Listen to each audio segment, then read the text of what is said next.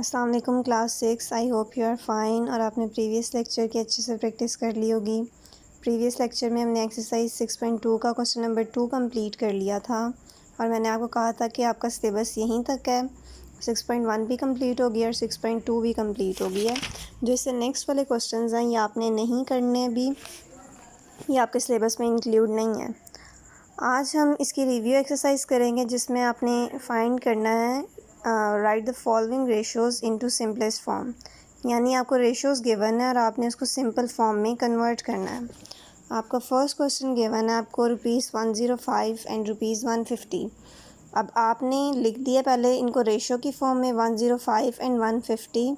अब आपको पता है कि सिंपल नंबर्स हैं और आपको इसको सिंपलेस्ट फॉर्म में करने के लिए इसका HCF आपको चाहिए, तो आप साइड पे HCF फाइंड आउट कर लेंगे। और मैंने आपको HCF लेने का मेथड बता दिया था एक लेक्चर में, तो आपको अगर नहीं आता तो आप वहाँ से सीख सकते हैं। अब हमने देखना है कि ये दोनों कौन से सेम टेबल पर जाते हैं, कौन से सेम टेबल पर डिवाइड होते हैं। तो हम पहले वो देखेंगे। आपको पता है कि 5 है इसके लास्ट में, तो इट्स मीन ये 5 के टेबल पे जाएगा और अगर इसके लास्ट पे 0 है तो ये भी 5 के टेबल में जा सकता है।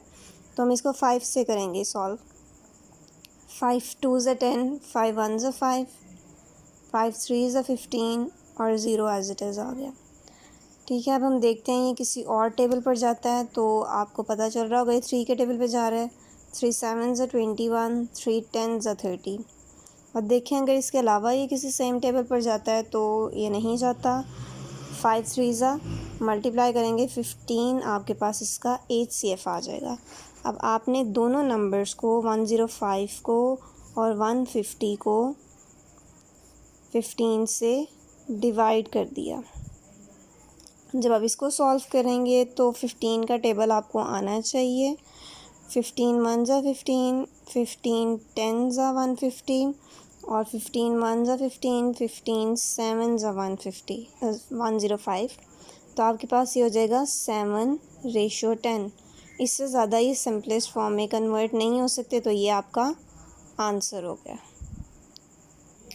नेक्स्ट मैं आपको क्वेश्चन नंबर 3 करवा देती हूँ इसका, जो कि आपके पास पॉइंट की फॉर्म में है।